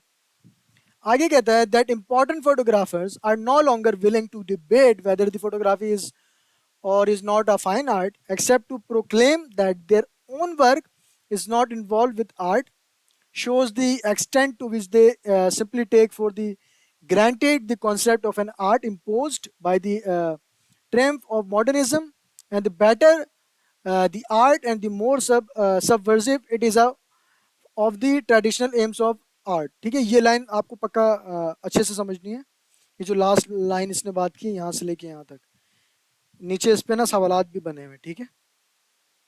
क्या मतलब, यानी कि ये बात के मशहूर फोटोग्राफर्स अब इस बहस में पढ़ने को तैयार नहीं है कि फोटोग्राफी फाइन आर्ट है या नहीं है, सिवाय इसके कि वो ये ऐलान कर दें कि उनका जो अपना काम है ना वो आर्ट से मुतालिक नहीं है। वो ये दिखाता है कि मॉडर्निज्म की कामयाबी के नतीजे में जो पैदा होने वाली जितने भी आर्ट के तस्वुर को बिना सवाल किए जो है वो उन्होंने जो तस्लीम जो है वो कर लिया उन्होंने। यानी जितने भी बेहतर आर्ट होगी उतना ही वो आर्ट के जो मकासद को जो है ना वो चैलेंज करेगी, ठीक है। आगे कहता है photographers disclaimers of any interest in making art tell us uh, more about the marked status of the contemporary notion of art than about the whether photography is or is not art। यानी कि photographers का ये कहना है कि उनकी जो दिलचस्पी है आर्ट बनाने में नहीं है, हमें इस बात के बारे में ज़्यादा बताता है कि आज के दौर में आर्ट का तस्वुर या ये किस हैसियत में ये आर्ट, बजाय इसके कि फोटोग्राफी वाकई एक आर्ट है या आर्ट नहीं है इसके बहस में पढ़ना, ठीक है। फिर एग्जाम्पल दे रहा है, for example those photographers who suppose that by the taking pictures they are getting away from the pretension of art exemplified by the painting remind us of those abstract expressionist painters who imagined they were getting away from the intellectual maturity of classical modernist painting by concentrating on the physical act of painting। फिर example दे रहा है कि भाई मिसाल के तौर पर वो फोटोग्राफर जो ये समझते हैं कि भाई तस्वीरें लेकर वो पेंटिंग में मौजूद जो भी आर्ट है या बनावटी आर्ट से दूर हो रहे हैं, हमें उन एब्स्ट्रैक्ट्स एक्सप्रेशनिस्ट पेंटर्स की याद दिलाते हैं जो ये समझते थे कि भाई पेंटिंग का जो अमल पर जो तवज्जो है देकर वो काफ़ी क्लासिकल मॉडर्निस्ट पेंटिंग की जो जहनी पेचीदगी थी ना, या पुख्तगी, उर्दू में पुख्तगी बोलते हैं ना, उससे दूर हो रहे हैं, ठीक है। फिर कह रहा है कि much of photography's prestige today derive from the convergence of its aim with those of recent art, particularly with the dismissal of abstract art implicit in the phenomena of pop painting during the 1960s। यानी कि आज जो photography की काफ़ी इज्जत और मकबूलियत इस बात से आती है कि उनके जो मकासद है ना जदीद आर्ट के, वो मकासद मिलते जुलते हैं, ख़ास तौर पर 1960 की पॉप पेंटिंग में जो अब्स्ट्रैक्ट आर्ट को नज़रअंदाज करने का जो रुझान था उससे। आगे कहता है कि appreciating photograph is a relief to sensibilities tired of the mental exertion demanded by abstract art. यानी कि तस्वीरों की कदर करना उन लोगों के लिए जो है वो राहत का सबब है जो एब्स्ट्रैक्ट आर्ट को जो है वो समझने के लिए दरकार या जहनी मेहनत से थक चुके हैं, ठीक है। आगे कहता है भाई classical modernist painting that is abstract art was developed in different ways by Picasso, Kandinsky and Matisse presupposes highly developed skill of looking and uh, familiarity with other paintings and the history of art। यानी classical modernist जो painting यानी कि वो abstract art जो मुख्तलिफ अंदाज़ों में, Pablo पिसाको ये सारे नाम हैं उसके, ठीक है, वजाली कैंडिन्स्की और हेनरी मिस्त्री से जो तरक्की दी उसे समझने के लिए देखने की बहुत तरक्की याफ्ता जो है वो, और दूसरी पेंटिंग और आर्ट की तारीख से जो है ना वाकियत जो हासिल करना वो ज़रूरी होती है। ठीक है, आगे कह रहा है कि फोटोग्राफर्स हाउ एवर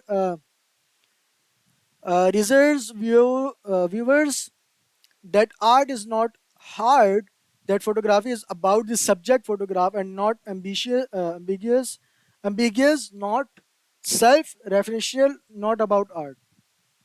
ठीक है, लेकिन जो फोटोग्राफी देखने वालों को ये तसल्ली देती है कि आर्ट मुश्किल चीज़ नहीं है। ठीक है, और फोटोग्राफी उस चीज़ के बारे में है जिसकी तस्वीर ली गई है, ना कि किसी पेचीदा या अम, अ, मोहब मुबहम कह लो या क्या कह लो उसके बारे में। ठीक है, ना अपने आप की की तरफ कोई इशारा है करने की है या आर्ट के बारे में। ठीक है, आगे कह रहा है कि photographers how ever has develop all the aesthetic and self conscious doubt that cut at the heart of classical modernist work. लेकिन फोटोग्राफी ने भी वो तमाम उसूल जो कि एस्थेटिक और अपने बारे में पैदा होने वाले जो भी शकूक और सवालात तक दे दिए हैं, जो क्लासिकल मॉडर्निस्ट काम के मरकज़ को चैलेंज करती है। ठीक है, काफ़ी मुश्किल पैसेज है, बट कोशिश करूँगा मैं समराइज़ कर दूँ आखिर में। आगे कह रहा है कि many professional privately have begun to worry that the promotion of the photography as an activity subversive of traditional presentation of art has gone too far, and that the glib responses of a few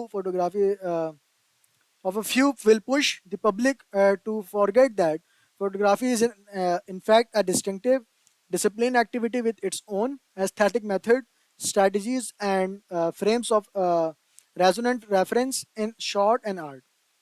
यानी कि बहुत से professional लोग अंदर ही अंदर इस बात पर फिक्रमंद होने लगे हैं कि भाई फोटोग्राफी को आर्ट की रिवायत सोच के खिलाफ एक बगावती सरगर्मी है के तौर पर जो है ना वो पेश करना या हद से ज़्यादा आगे बढ़ गया है। और ये जो चंद लोगों की जो और हल्के जवाब हैं आवाम को जो है ये भुला देंगे कि भाई फोटोग्राफी असल में एक चैलेंज या पहचान रखने वाली या बाकायदगी उसूलों पर मबनी कोई तरक्की या हिकमत अमली पैदा करने के हवालों से होते हैं। ठीक है, मुख्तसर ये कि वो भी एक आर्ट है। जल्दी से समराइज कर देता हूँ मैं इसको। पहले पैराग्राफ में आपको ये कह रहा था कि भाई शुरू में फोटोग्राफी और आर्ट के दरमियान डिबेट इस बात पर थी कि क्या फोटोग्राफी सिर्फ मशीन से बनाई गई नकल है या एक फाइन आर्ट भी हो सकती है। तो 19वीं सेंचुरी में जो फोटोग्राफर्स ने डिफेंड किया कि फोटोग्राफी सिर्फ कॉपिंग नहीं बल्कि देखने का एक नया और बेहतर तरीका है जो कि पेंटिंग जितना ही आर्टिस्टिक है। फिर पैराग्राफ 2 में कहता है कि भाई आज जब फोटोग्राफी को फाइन आर्ट एक्सेप्ट कर लिया गया है तो कई फोटोग्राफर खुद इस लेबल से ना वो दूर रहते हैं। वो अपने काम को जो है आर्ट कहने के बजाय ऑब्जर्वेशन कहते हैं या रिकॉर्डिंग या सेल्फ एक्सप्लोरेशन कहते हैं। ठीक है, राइटर के मुताबिक ये जो मॉडर्निज्म का असर की वजह से हुआ है, जहाँ आर्ट ट्रेडिशनल रूल से बगावत करने वाली चीज़ से समझा जाता है। फिर तीसरे पैराग्राफ में राइटर कहता है कि भाई फोटोग्राफर्स का अपने आप को नॉन आर्ट कहना असल में ये बताता है कि बताता है कि आज के ज़माने में आर्ट का जो कॉन्सेप्ट कितना बदल चुका है। फोटोग्राफी को एब्स्ट्रैक्ट आर्ट के मुकाबले में आसान और सीधा समझा जाता है, इसलिए लोग इसे ज़्यादा एक्सेसिबल समझते हैं। फिर पैराग्राफ 4 में फाइनली कहता है कि आज जो फोटोग्राफी और मॉडर्न आर्ट का जो आइडिया है वो एक दूसरे से मिल चुके हैं। यानी कि फोटोग्राफी को ऐसे मीडियम समझा जाता है जो ट्रेडिशनल आर्ट को चैलेंज करता है, लेकिन इसके बावजूद उसके अपने जो है ना एस्थेटिक रूल्स और टेक्निक्स भी हैं। राइटर के मुताबिक फोटोग्राफर को सिर्फ एंटी आर्ट समझना गलत है, क्योंकि असल में जो वो भी एक डिसिप्लिन्ड आर्ट फॉर्म है। ठीक है, अब आ जाते हैं एमसीक्यूज पे। 84 में कह रहा है कि in the passage the author is primarily concerned with, passage में ऑथर का प्राइमली कंसर्न क्या था। ऑप्शन ए देखो लिखा हुआ सिर्फ modern defining the modernist attitude towards art. तो सिर्फ जो है आपका मॉडर्निस्ट एटीट्यूड डिफाइन करना फोकस तो नहीं था उसका, तो ऑप्शन ए कट जाएगा। बी में कह रहा है कि explaining how photography emerge as a fine art after the controversies of the 19th century. तो सिर्फ 19th सेंचुरी हिस्ट्री नहीं थी, बल्कि पूरे के पूरे पैसेज का फोकस पूछ रहा है आपसे वो। तो ऑप्शन ऑप्शन बी भी कट जाएगा। सी में कह रहा है कि explaining the attitude of serious contemporary photographer toward the photography as a art and replacing those attitude in their historical context. ये होगा ना आंसर। यानी कि पहले तो वो फोटोग्राफी और आर्ट के दरमियान की डिबेट को, हिस्ट्री को बताता है, फिर मॉडर्न फोटोग्राफी का एटीट्यूड बताता है, और फिर उसे मॉडर्निज्म कॉन्टेक्स्ट में जो है ना एक्सप्लेन करता है। ठीक है, इसलिए जो इसका जो मेन होगा ना वो ऑप्शन सी इसका आंसर होगा। ठीक है, आगे चलते हैं। 85 में कह रहा है कि which of the following adjective best describe the concept of art impose by the terms of modernism. इनमें से कौन सा जो एडजेक्टिव है वो बेस्ट डिस्क्राइब करता है जो कि मॉडर्निज्म में हम जो एक कॉन्सेप्ट रखे हुए आर्ट का, वो क्या है। ठीक है, तो आई थिंक ऑप्शन सी होगा इसका आंसर, सुपरफिशियल। ऑप्शन ए से अगर आप लो पैराडॉक्सिकल, तो इसका मतलब क्या है, कॉन्ट्राडिक्शन है। लेकिन उसका जो मेन जो फोकस है वो तो सुपरफिशियल ही है, तो ऑप्शन ए कट जाएगा। बी में मैकेनिकल कह रहा है, ठीक है, मशीन से रिलेटेड है लेकिन कॉन्सेप्ट तो वो नहीं है ना ओवरऑल, तो ऑप्शन बी भी कट जाएगा। ड्रामेटिक तो है ही नहीं, तो सी ही बचाओ, सुपरफिशियल। ठीक है, यानी पैसेज के मुताबिक मॉडर्निज्म आइडिया क्या था, आर्ट को सबवर्सिव बना देता है, फोटोग्राफर उसे सुपरफिशियली एक्सेप्ट करते हैं। ठीक है, तो इसको सुपरफिशियली जब एक्सेप्ट करते हैं तो उसका आंसर सुपरफिशियल होगा। ठीक है, 86 पे चलते हैं। 86 में कह रहा है the author introduce abstract explanation painters in order to. तो ऑप्शन ए में कह रहा है कि provide an example of artist who like serious contemporary photographers resolved the traditionally accepted aims of modern art। तो इसका आंसर ऑप्शन ए ही होगा, क्योंकि पैसेज में कहा है ना कि फोटोग्राफर्स कहते हैं कि we are not making art. ठीक है, तो एनालॉजी दिया गया है, एब्स्ट्रैक्ट एक्सप्लेनेशन भी यही सोचते थे कि वो ट्रेडिशनल आर्ट से स्केप कर रहे हैं। ठीक है, तो दोनों की सिमिलैरिटी है, ट्रेडिशनल आर्ट के एम्स को रिजेक्ट करना है, तो ऑप्शन ए इसका आंसर हो जाएगा। ठीक है, आगे चलते हैं। 87, 87 भी पढ़ लेते हैं। 87 में क्या कह रहा है कि according to the author the 19th century defender of photography mention in the passage stage about that the photography was. Photography क्या है? पहला ऑप्शन कह रहा है कि an art that would eventually replace the traditional art. तो replace का claim तो नहीं करता वो। ठीक है, तो ऑप्शन ए कट जाएगा। पैसेज में ऐसा कोई भी क्लेम नहीं किया कि जो है ना रिप्लेस आर्ट का क्लेम करते हैं कि भाई रिप्लेस ही कर देगा। ठीक है, ऑप्शन बी कह रहा है कि a mean of making people familiar with remote locate and unfamiliar thing. अब ये बात भी कोई कहीं मेंशन ही नहीं है ना इस तरह की बात। ठीक है, ना ही ट्रैवल की बात मेंशन है, ना ही कोई एक्सप्लोरेशन की बात मेंशन है, तो ऑप्शन बी कट जाएगा। सी में कह रहा है कि a technology that could be used to observe the impartially. अब इम्पार्शियली ऑब्जर्वेशन जो है ना क्लेम हुआ था, लेटर हुआ था, लेकिन 19th सेंचुरी को डिफेंस नहीं है ये, तो ऑप्शन सी भी कट जाएगा। डी में कह रहा है an art comparable to painting, तो ऑप्शन डी इसका आंसर होगा। पैसेज की एक लाइन थी ना ऊपर, फोटोग्राफी क्या तो लाइन थी, वो थोड़ी सी याद है मुझे कि no less worthy an art than painting. तो तो फोटोग्राफी क्या है, पेंटिंग जैसा आर्ट है, तो ऑप्शन डी इसका आंसर हो जाएगा। ठीक है, वो ऑप्शन नहीं चूज करना है जो कि पैसेज में बात ही नहीं कर रहा है। ठीक है, वो चूज करना है जो पैसेज में कहा है उसने। 88 में क्या कह रहा है, according to the passage which of the following best explain the reaction of serious contemporary photographer of the question of the whether photography is an art। फिर से पढ़ लेते हैं भाई। ऑप्शन ए में कह रहा है believe that their reliance on the impartial machine to produce their art required the surrender of the authority of their personal vision. तो ऑप्शन मशीन मशीन डिपेंडेंस का तो आइडिया नहीं है ना ऊपर, ऐसी कोई बात नहीं की है, तो ऑप्शन ए कट जाएगा। फिर बी में कह रहा है fear that contrary were may not be accept serious photography as an art. तो फियर ऑफ एक्सेप्टेंस भी ऐसा कोई जो है ना वो मेन रीजन बताया नहीं गया, तो ऑप्शन बी भी कट जाएगा। सी में कह रहा है कि भाई a reassessment of the influence of an abstract expressionism and pop art and the subject matter of the modern photograph.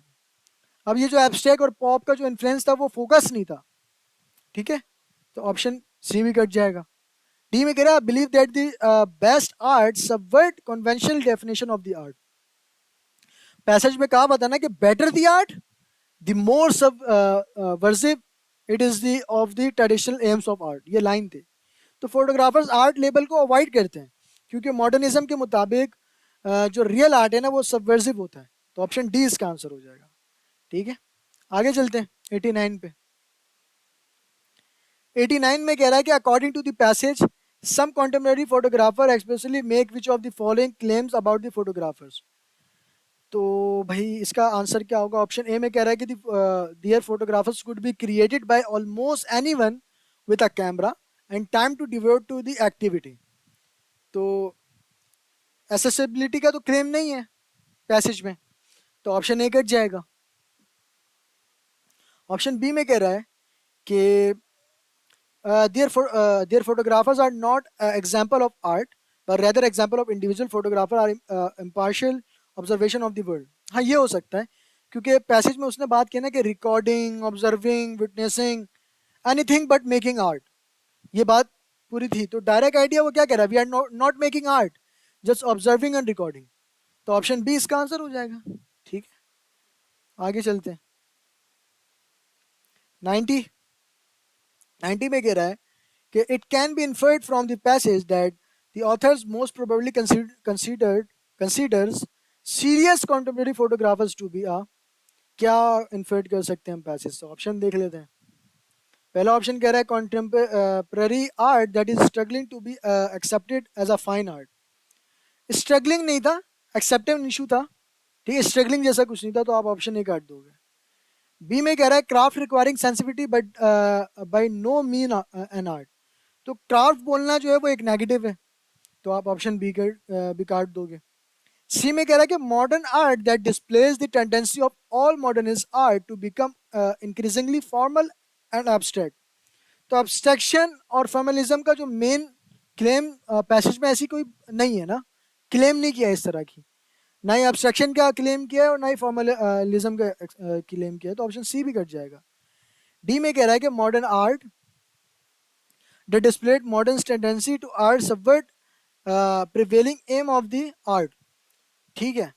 तो ऑथर कहता ऑथर ने कहा था ना कि फोटोग्राफी को एंटी आर्ट बनाया जा रहा है, लेकिन असल में ये अपनी एस्थेटिक असल में वो अपनी एस्थेटिक रखता है, यानी कि अपने रूल्स रखता है, एस्थेटिक रखता है, और मॉडर्निस्ट सब विजन का भी पार्ट है।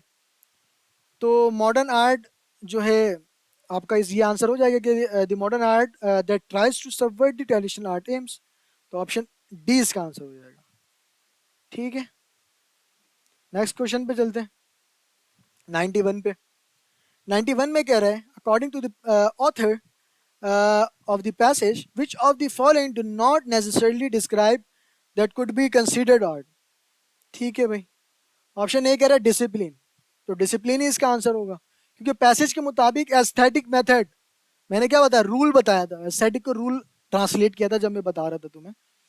तो और स्ट्रेटजीज, डिफरेंट स्ट्रेटजीज भी लगती हैं, लैंग्वेज भी है, डिस्टिंक्ट एक्टिविटी भी है, तो ये सारी पैसेज के मुताबिक आर्ट है।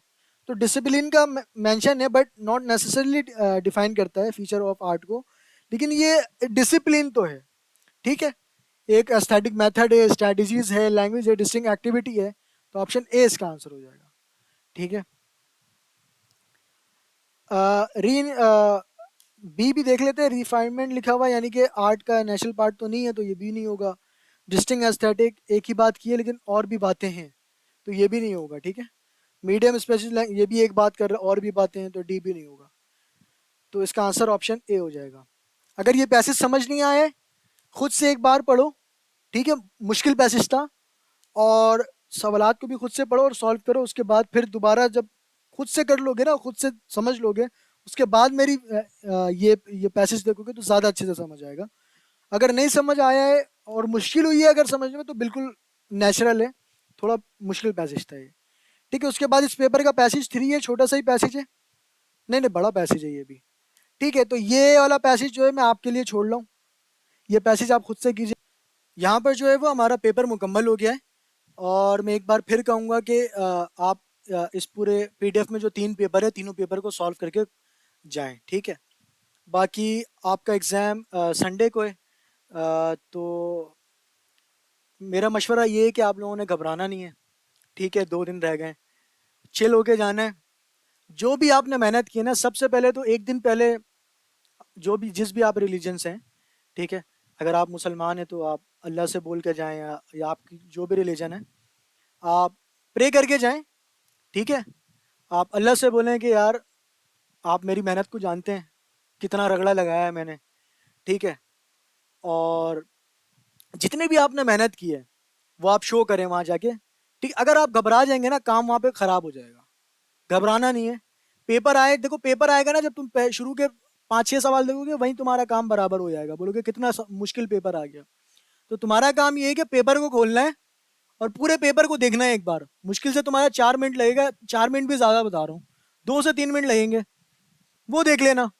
तो तुम्हें हौसला होगा कि यार हाँ, आसान से आसान सवाल आते हैं, और आसान सवाल से शुरू करना, फिर मीडियम पे जाना, और फिर हार्ड लेवल पे जाना, ठीक है। इस तरह से पेपर को सॉल्व करना। ऐसा नहीं है कि पहले ही बैठ गए हार्ड क्वेश्चन में बैठने और 10 मिनट वहां लगा दिया, ये नहीं करना है, ठीक है। मेरी दुआ है कि आप सब कामयाब हो। आप सब ने इतनी मेहनत की है तो इंशाल्लाह आप सबकी जो सिलेक्शन है वो ज़रूर होगी। और दिल से बेस्ट ऑफ लक। ख्याल रखिएगा, अगर वीडियो अच्छी लगी है लाइक ज़रूर कीजिएगा और चैनल को सब्सक्राइब ज़रूर कीजिएगा। मिलते हैं नेक्स्ट वीडियो में, अपना ख्याल रखिएगा। अल्लाह हाफिज़।